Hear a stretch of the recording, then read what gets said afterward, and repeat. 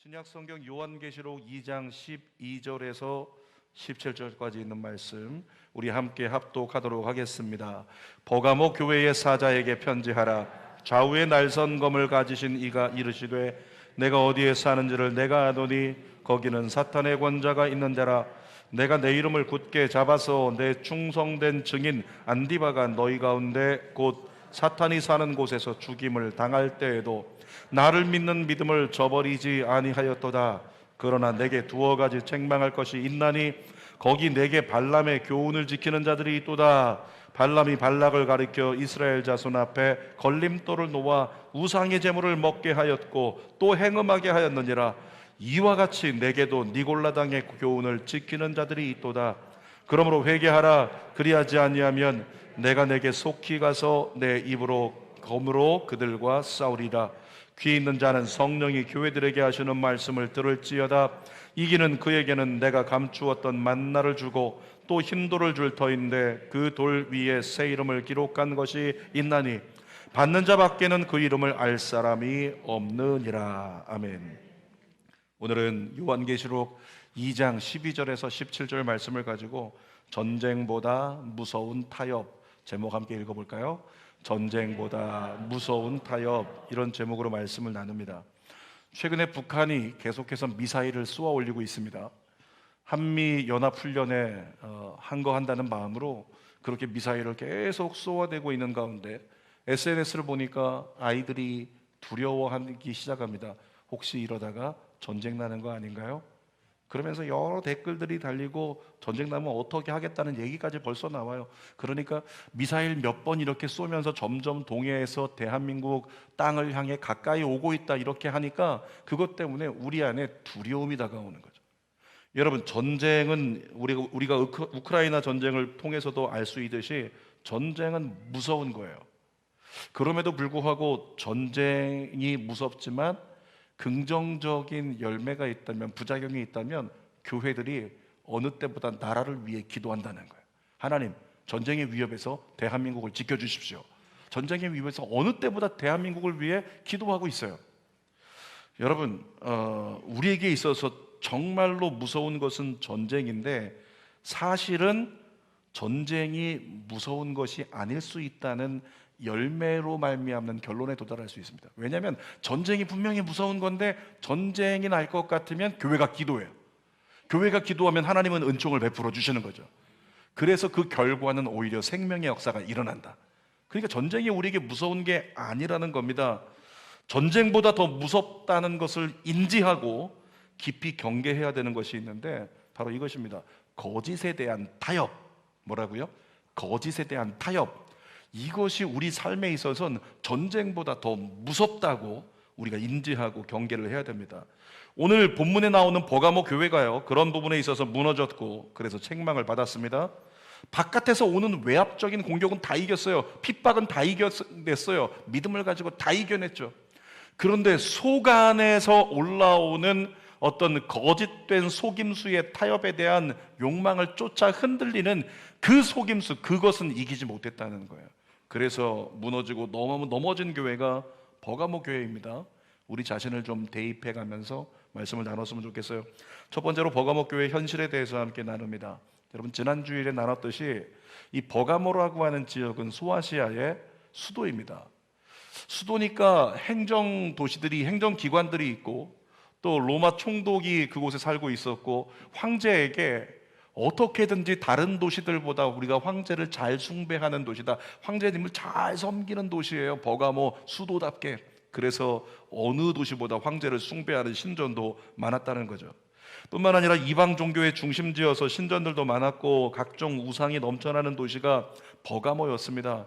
그런데 그런 도시에 세워진 교회가 버가모 교회라고 하는 거죠. 지난주에 어떤 말씀 나눴었는지 한번 읽어볼까요? 13절 말씀 시작. 내가 어디에 사는지를 내가 아노니 거기는 사탄의 권자가 있는 데라.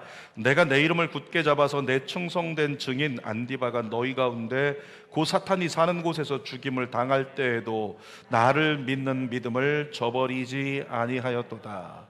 여러분, 예수님은 사도 요한을 통해서 말씀하시기를 이 버가모라고 하는 지역은 사탄의 권자, 다시 말하면 사탄의 소굴이다, 이렇게 얘기를 했습니다. 그런 이유로 교회를 향한 핍박이 다른 어떤 소아시아 7교회들보다 버가모에 심했다는 거예요. 그 가운데 교회 감독이었던 안디바가 순교를 당했다. 지난주에도 나눴었어요.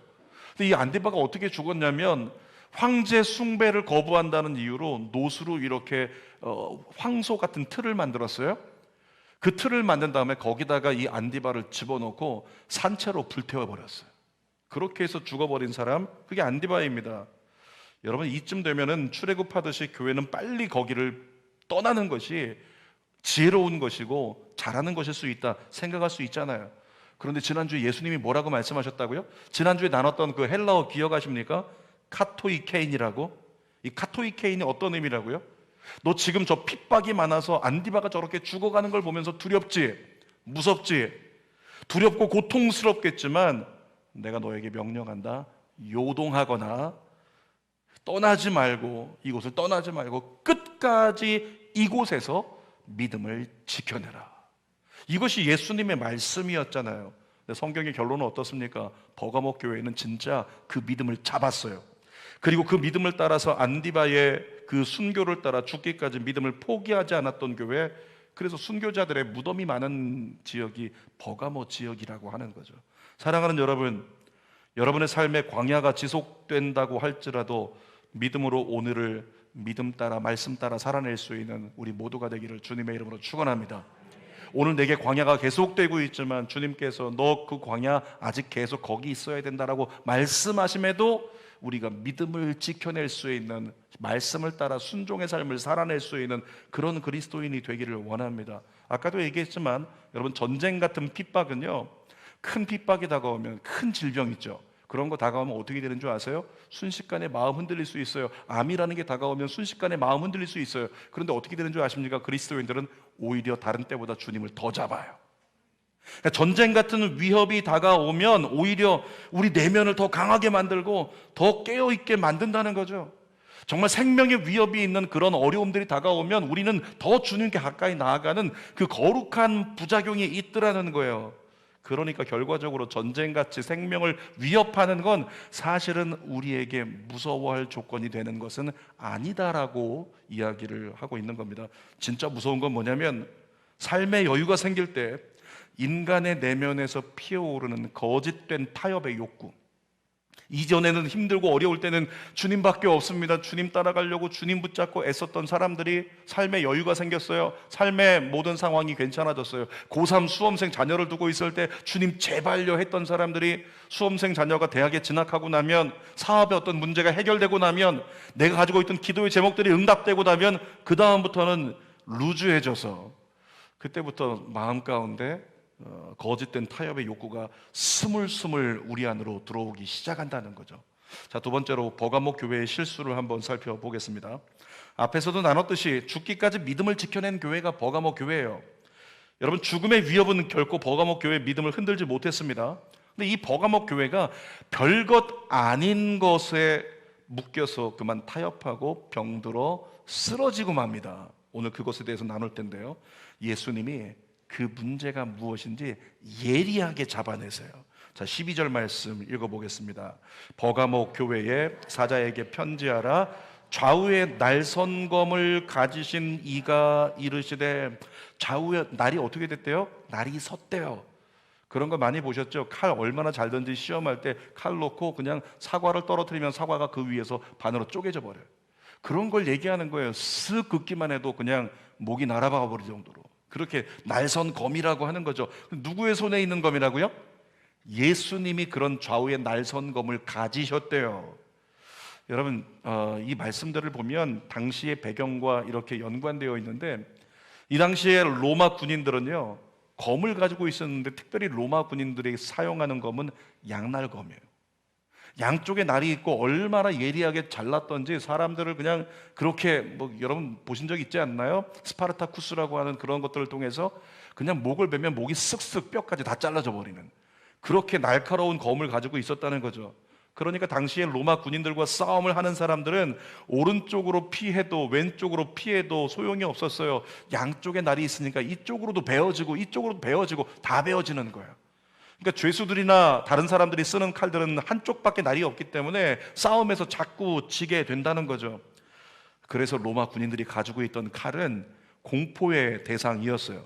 근데 여러분, 로마 군인의 칼은 뭘 쪼갭니까? 사람을 쪼개고 사람의 몸을 이렇게 찌를 수 있지만, 예수님의 말씀이라고 하는, 예수님이 손에 가지셨다는 이 좌우의 날선검, 이건 뭘 쪼갤까요? 뭘 찌를까요? 우리의 마음, 우리 생각을 찌르고 쪼개시는 거예요. 그러니까 예수님께서 좌우의 날선검을 가지고 버가목 교회 앞에 선 거예요. 그건 뭐라고요? 너의 속에 내가 베어낼 거, 예리하게 찾아낼 거, 그거 내가 드러내겠다라고 칼을 들고 다가오신 겁니다. 히브리서 4장 12절 말씀을 현대인의 성경으로 한번 읽어볼게요. 시작. 하나님의 말씀은 살아있고 활동력이 있어 양쪽에 날이 선 그 어떤 칼보다 더 날카롭습니다. 그래서 혼과 영과 관절과 골수를 쪼개고 사람의 마음속에 품은 생각과 뜻을 알아냅니다. 여러분, 하나님의 말씀은 검인데 그 검이 어떻다고요? 좌우의 날선 검과 같아서 우리의 생각을 그대로 찾아내신다. 그러니까 버가목 교회가 정말 순교하는 교회예요. 겉으로 보기에 그 교회는 끝까지 목숨 바칠 정도로 믿음을 지킨 교회다. 거기에는 누구도 항변하거나 누구도 핀잔할 수 없는 그런 교회였어요. 근데 예수님만 하실 수 있는 것은, 그런 교회에도 문제가 있다면 그 문제를 간과해서는 안 된다고 예수님이 칼 들고 버가목 교회를 향해 서 계신 거죠. 로마 군인들의 양날검을 피하기 힘든데 하물며 예수님이 휘두르시는 심판의 검을 피할 수 있겠습니까? 16절 말씀 한번 읽어보실까요? 버가목 교회의 문제가 무엇인지를 말씀하세요. 16절. 그러므로 회개하라. 그리하지 아니하면 내가 내게 속히 가서 내 입의 검으로 그들과 싸우리라. 예수님이 회개하라고 말씀하세요. 그리고 뭐라고 말씀하십니까? 회개하지 아니하면 내가 검을 가지고 너를 치러 가겠다, 이런 말씀이죠. 사랑하는 여러분, 우리 예수 믿는 사람이 제일 많이 해야 되는 게 뭘까요? 제일 잘해야 되는 게 뭘까요? 회개인 줄 믿습니다. 내가 분명히 이것이 아닌 줄 알고 있는데도 불구하고, 아닌 줄 알고 있는데 멈출 생각이 없다, 아닌 줄 알면서도 그냥 그 자리에 게으르게 나태하게 그냥 가볍게 여기고 있다, 그러면 형상적으로 어떻게 된다고요? 예수님이 검을 가지고 우리를 향해 달려오신다는 거예요. 어느 순간인가는 나를 베어서 그래서라도 깨닫게 하시려고, 그래서라도 무릎 꿇히시려고 그런 때가 다가온다는 거죠. 버가모를 향해 말씀하신 겁니다. 회개 외에는 버가모 교회가, 그리고 이 자리는 저와 여러분들이 선택할 것이 없다는 거예요. 14절 말씀부터 구체적으로 버가모 교회의 문제가 뭔지 한번 살펴봅시다. 14절 시작. 그러나 내게 두어 가지 책망할 것이 있나니 거기 내게 발람의 교훈을 지키는 자들이 있도다. 이 발람은 누구냐면, 쉬운 말로 하면 주술사, 무당이에요. 이 발람의 교훈을 지키는 자들이 있다고 얘기합니다. 버가모 교회에 계속 읽습니다. 시작. 발람이 발락을 가리켜 이스라엘 자손 앞에 걸림돌을 놓아서, 여러분 걸림돌이 어떤 의미예요? 올무잖아요. 함정이죠. 속임수예요. 거짓입니다. 그러니까 발람이 거짓, 함정, 속임수를 가지고 이스라엘이 넘어지게 하려고 걸림돌을 놓았다는 얘기입니다. 계속 읽겠습니다. 걸림돌을 놓아. 그 다음, 우상의 제물을 먹게 하였고 또 행음하게 하였느니라. 15절도 읽어보겠습니다. 이와 같이 내게도 니골라당의 교훈을 지키는 자들이 있도다.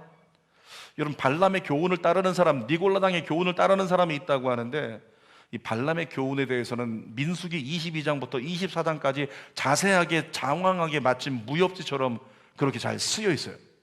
쉽게 말하면 이겁니다. 이스라엘 백성들이 40년 광야 생활을 하다가 이제 요단강이 저 멀리 보이기 시작하는 거예요. 요단강만 건너가면 가나안이에요. 저기만 넘어가면 이제 광야 생활 끝나는 겁니다. 근데 마지막 대적이 있어요. 그게 누구냐면 모압이었어요.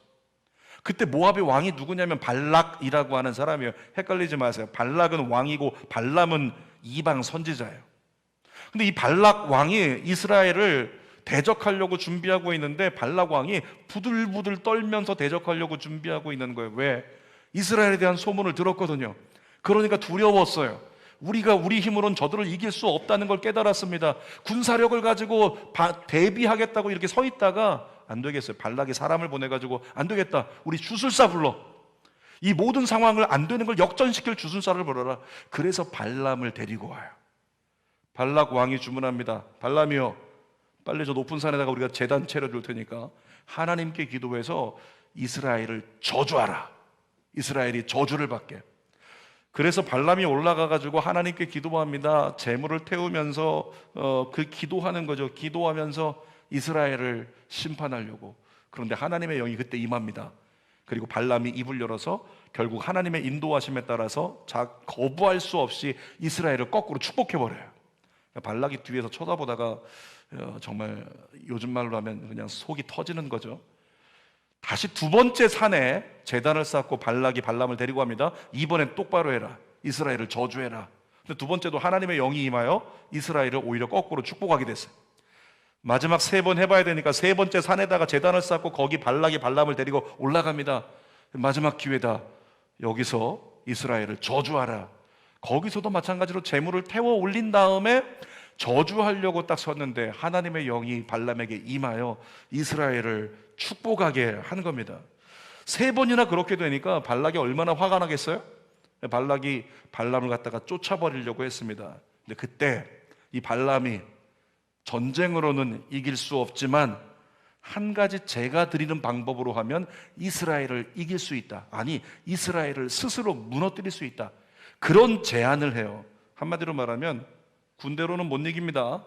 그런데 미인계라면 이스라엘을 무너뜨릴 수 있습니다. 이렇게 제안을 하게 된 거예요.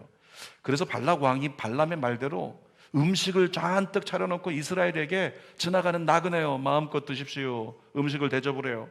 그리고 음식 드시는 동안에 술과 고기를 가져다 주고 춤추는 여자들을 데려와서, 여러분 많이 보셨죠? 중동에서 벨리 댄스 같은 거, 그런 거 하면서 앞에서 왔다 갔다 그러고 있으니까 술 마시던 이스라엘 백성들이 이렇게 생각한 겁니다. 야, 그동안 목숨 걸고 광야를 순종하여 지나왔더니 드디어 하나님 우리에게 안식을 주시는구나. 드디어 하나님 이렇게 위로를 주시는구나. 그런 생각하면서 거기 있는 여인들과 행음하기 시작합니다. 그리고 그 여인들에게 빠져서 그들과 함께 우상에게 절하기 시작해요. 그때 하나님의 진노가 이스라엘에게 임하는 거예요. 여러분, 민수기 31장 16절 말씀 읽어보겠습니다. 시작. 보라, 이들이 발람의 꾀를 따라 이스라엘 자손을 부올의 사건에서 여호와 앞에 범죄하게 하여 여호와의 회중 가운데서 연병이 일어나게 하였느니라. 연병이라고 하는 심판이 임하면서 이스라엘이 그렇게 잘못된 것에 타협하고, 이래도 되겠지 타협하고, 하나님이 원치 않는 것을 선택하고 우상에게 절하고 행음하고 있을 때 하나님이 치셨는데, 연병으로 말미암아 그날 몇 명이 죽은지 아십니까? 성경에 기록되어 있는 게 24,000명이 그 자리에서 다 죽어버렸어요. 여러분, 거짓된 속임수에 빠져서 엄청난 심판을 받은 사건, 이것이 발람의 사건이에요. 지금 버가목 교회를 향해서 발람의 교훈을 기억해. 여러분, 이건 뭘 얘기하고 있냐면 거짓 속임수에 빠져서 타협하는 거 너희 잘 기억하고 경계해. 이런 말씀을 하고 있는 거라고요. 버가목 교회에도 그렇게 거짓 속임수에 빠진 사람들이 있었습니다. 교회 출석하고 있어요. 오전에는 교회 왔다가 오후에 가가지고 우상에게 절하는 거예요. 신전 찾아가서 절하고 신전에 있는 창기들과 행음하고 살아가는 그런 성도들이 버가목 교회 안에 있었다는 거죠. 우리 그런 얘기 하잖아요. 대표 기도하시는 분이 나와가지고 기도하시기를, 하나님, 교회에서 예배는 드리지만 성전 문을 나가면서부터 내 뜻대로 살아가는 인생들. 누구예요? 뭐 아닌 척해요. 여러분들이잖아요. 우리가 성전 문을 나가면서부터 일주일의 삶을 내 뜻대로 살아가잖아요. 누가 우상이에요? 나라고 하는 우상을 섬기면서. 나라고 하는 우상을 섬기면서 자기 뜻대로 살지, 하나님 뜻대로 살지 않는 우리의 모습이 너무나 많이 있다는 거죠.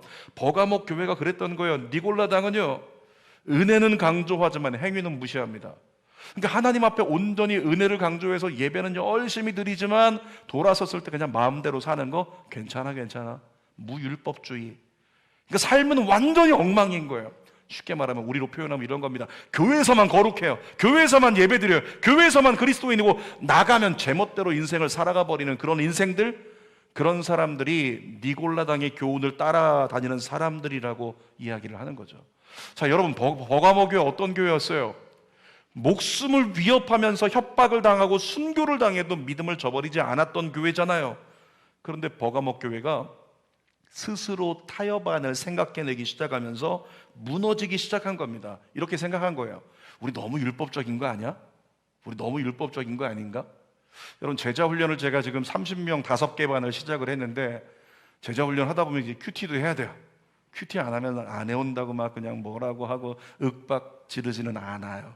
때리지 않아요. 근데 제자 훈련 해야 된다. 중간에 예배도 나와야 된다. 큐티도 해야 된다. 그러니까 어떤 사람은 예전에 이렇게 얘기한 사람이 있었다.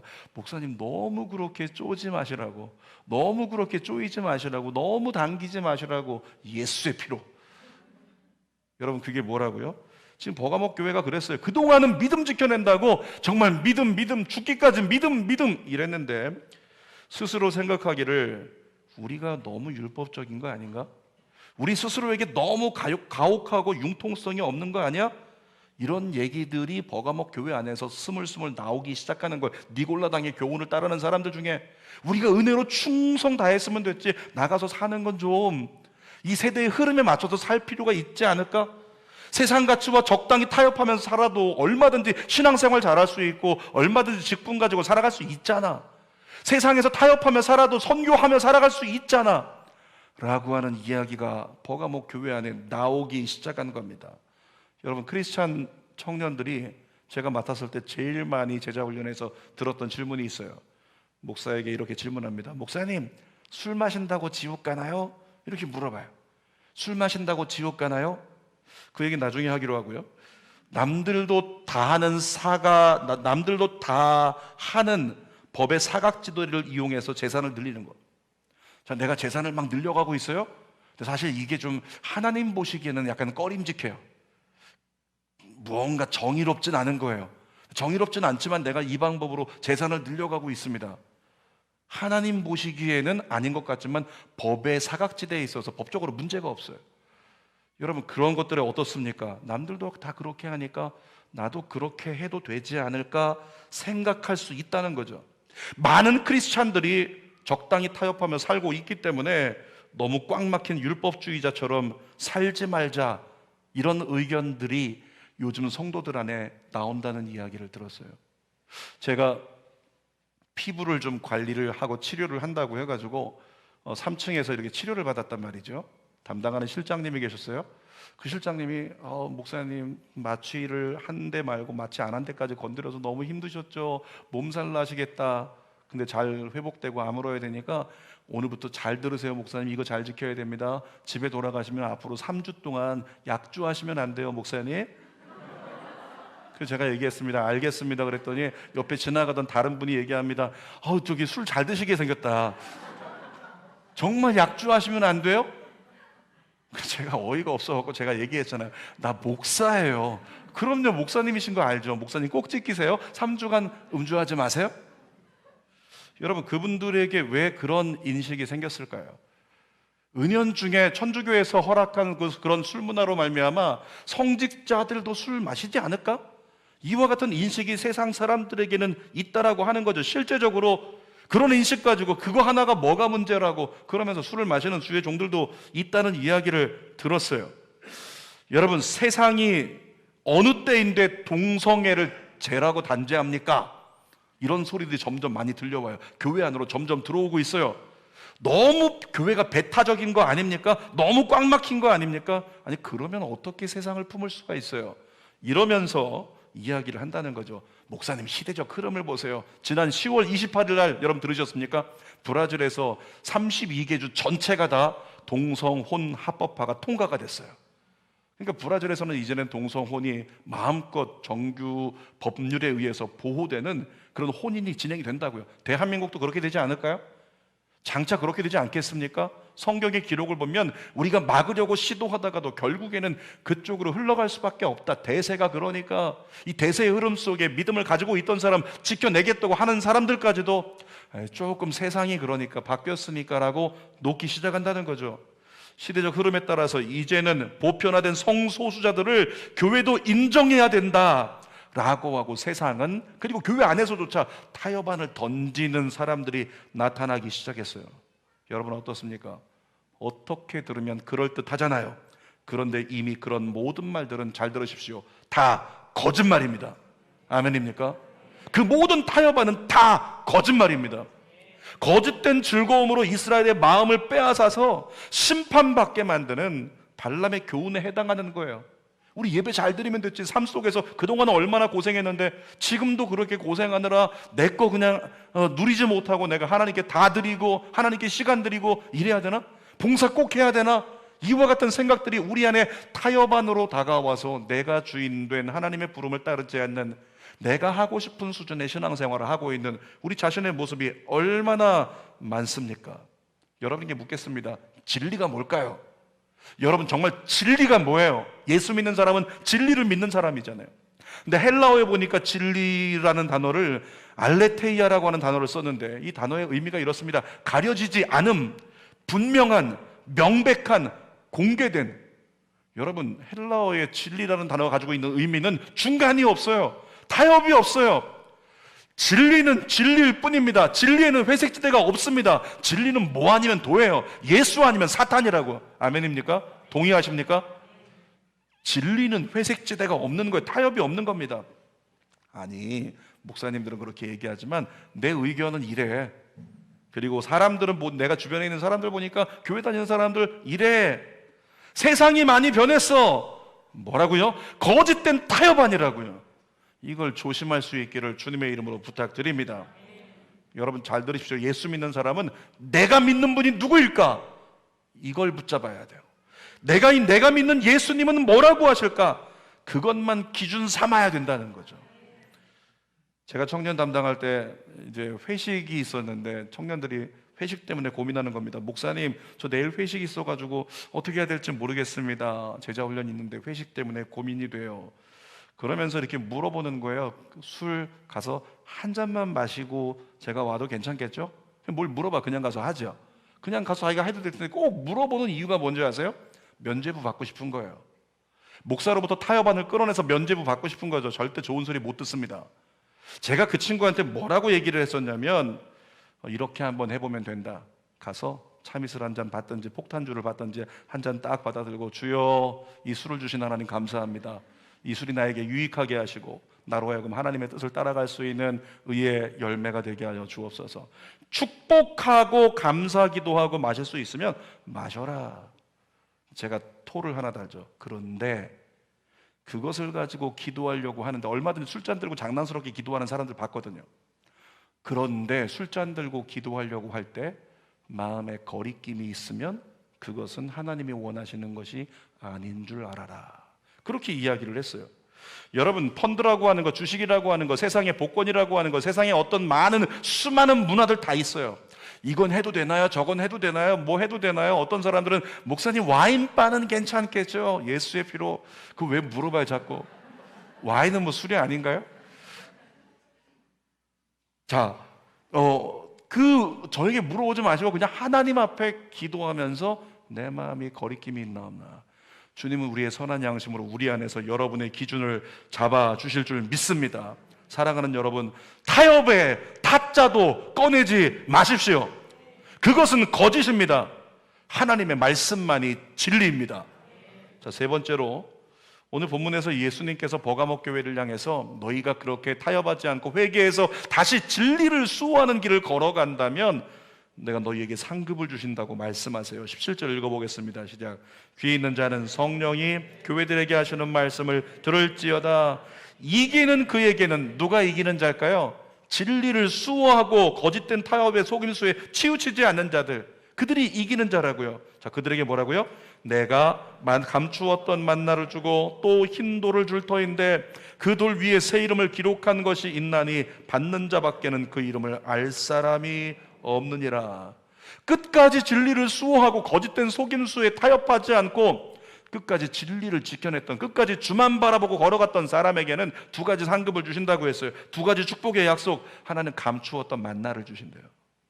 여러분, 만나가 어떤 의미일까요? 이스라엘 백성들이 광야라고 하는 죽음의 땅을 지나갈 때 이거 없으면 죽었어요. 그게 뭐예요? 만나요, 만나. 너무 40년 동안 이것만 먹느라 정말 징글징글했고 그렇게 지루했지만 만나 없으면 죽었다고. 만나는 곧 뭐냐면 그들을 살리는 하나님의 은혜의 산물이라는 거죠. 생명의 양식이라는 거예요. 근데 하나님이 뭐라고요? 자, 이기는 자 감추었던 만나 줄게. 이게 영적으로 어떤 의미냐면 끝까지 진리를 수호하고 타협하지 않는 자는 광야 같은 인생길을 이겨낼 수 있도록, 너희 마음이 이겨낼 수 있도록 지속적으로 너희 마음에 만나를 공급해 줄게. 2부 예배를 드리다 보면 몇몇 분들이 얼굴이 이렇게 약간 피곤해 보이고 힘들어 보여요. 그 중에서 나중에 어떤 한 분은 물어봤어요. 제가 예배 끝나고 오늘 많이 힘들어 보이네요. 목사님 배가 너무 고파서요. 이런 분이 실제로 계시더라고요. 배가 너무 고파서 얼굴이 하였던 거예요. 다른 게 아니었어요. 그 한 가지 이유. 여러분, 우리는 먹지 않으면 인간의 육신은 힘들어요. 지치고 상해요. 영적으로도 마찬가지예요. 하나님이 영으로 공급해 주시는 그 만나가 없다면 우리는 감사가 안 나와요. 은혜가 없어요. 우리는 하나님의 놀라운 교통함을 누리지 못하는 거예요. 근데 하나님이 부어주시는 영적인 감추어진 만나를 먹을 때 여러분이 영으로 살 줄 믿습니다. 깨어날 줄 믿습니다. 은혜가 임할 줄 믿습니다. 내가 성숙하고 성장하고 거룩함을 입는 역사가 일어날 줄 믿어요. 또 한 가지를 축복을 주시겠다고 하는데, 이름이 기록된 흰돌을 주신다고 써 있어요. 이게 무슨 얘기일까? 흰돌. 여러분, 그 당시의 문화를 알면 알 수 있습니다. 로마 시대에는 로마 시대 경기에 우승한 자들에게 요즘에는 그 메달을 주지만 그 당시에는 흰 돌을 이렇게 하나 줬어요. 흰 돌에다가 뒤에 이름을 딱 써가지고 그 사람의 이름, 예를 들어 장범순 우승 그러면 장범순 마라톤 우승 그러면 거기다가 장범순 이름 딱 써가지고 이렇게 줬다는 거예요. 돌 준 게 무슨 의미일까? 돌의 의미가 있는 게 아니에요. 돌을 받은 우승자들만 저녁에 연회가 열리는데 거기서 때로는 황제가 나오고 총독이 나오고 고위급 많은 사람들이 와서 축제가 벌어지는 우승자들의 축제가 있어요. 거기 들어갈 수 있는, 잔치에 들어갈 수 있는 사람은 이 돌을 가진 사람만이, 자기 이름이 적혀있는 돌을 가진 사람만이 들어갈 수 있다는 겁니다. 사랑하는 여러분, 저와 여러분이 최종적으로 들어가야 될 잔치집이 어디입니까? 어디죠? 천국이에요. 하나님 나라입니다. 저는 믿습니다. 하나님 나라는 잔치집입니다. 하나님 나라는 축제장이에요. 거기는 이긴 자만 들어가는 거예요. 우승한 자만 들어가는 거예요. 여러분 손에 어떤 이름? 예수 그리스도가 새겨져 있고 한쪽에는 여러분의 이름이 새겨져 있는 믿음의 흰돌을 얻게 되시기를 주님의 이름으로 축복합니다. 진리를 수호하고 거짓과 타협하지 않는 자가 그 돌을 받아서 하나님 나라 온전히 들어갈 수 있는 은혜를 누릴 수 있다는 거죠. 설교 결론입니다. 제목이 뭐였어요? 전쟁보다 무서운 타협. 사랑하는 여러분, 세상에서 조금 더 무난하게 살겠다고, 세상에서 조금 더 편리하게 살겠다고 거짓과 속임수에 타협하지 않기를 원합니다. 성경대로 사세요. 힘들어도 불편해도 억울해도 답답해도 내일이 안 보여도 의심이 생겨도 성경대로 사십시오. 그것이 타협하지 않는 인생입니다. 그렇게 철저히 진리를 기준 삼아서 옳은 길과 옳지 않은 길을 분별하고 사는 믿음의 종들이 되시기를 주님의 이름으로 축원합니다. 마지막 말씀 읽겠습니다. 로마서 12장 2절입니다. 시작. 너희는 이 세대를 본받지 말고 오직 마음을 새롭게 함으로 변화를 받아 하나님의 선하시고 기뻐하시고 온전하신 뜻이 무엇인지 분별하도록 하라. 한마디로 말하면 이겁니다. 지금 이 세대가 흘러간다고 타협하여 똑같이 가지 말고, 세대의 흐름과 똑같이 살지 말고 하나님 바라보고 분별하여 주님이 원하시는 길을 가라. 오늘 전 그 길이 오늘 헌금 특송으로 찬양하신 배영순 권사님의 심장 수술을 해야 되는 환자가 지금 몸을 사려야 되는데 앞에 나와서 준비하여 연습하여 몸으로 찬양을 드린다. 저는 그것이 타협하지 않는 신앙의 본이라고 믿습니다. 저와 여러분 모두가 그와 같은 내일을 살게 되기를 주님의 이름으로 축원합니다. 기도하겠습니다. 거룩한 아버지 감사합니다. 하나님, 우리 연약합니다. 우리 부족합니다. 교회만 나가면 내 뜻대로 살아요. 교회만 나가면 내 방식대로 삽니다. 아집과 고집이 10년이 지나고 20년이 지나도 깨어지질 않습니다. 언제 변할까요? 하나님, 하나님 우리 힘으로 안 되니 하나님의 영을 구합니다. 성령을 구합니다. 우리 변화되게 하여 주시옵소서. 정말로 주님만이 완전하시기 때문에 주님 붙잡고 믿음으로 기도할 때 하나님의 놀라운 역사가 우리 안에 치유와 회복으로 임하게 하여 주시옵소서. 예수님의 이름으로 기도드립니다. 아멘. 우리 손을 가슴에 얹고 함께 찬양으로 고백하고 기도하도록 하겠습니다. 기도하는 마음으로 찬양합시다. 주님, 주여 우린 연약합니다. 우린 오늘을 힘겨워 합니다. 주 뜻 이루며 살기에 부족합니다. 우린 연약합니다. 하나님 잡아달라고 기도하는 마음으로 주여, 주여 우린 넘어집니다. 오늘 하루 또 실수합니다. 주의 긍휼을 구하는 죄인 주 앞에 엎드린 마음, 주만 바라봅니다. 하나님의 은혜를 향해 한 손 들고 한없는 주님의 은혜 주여 잡아주소서. 온 세상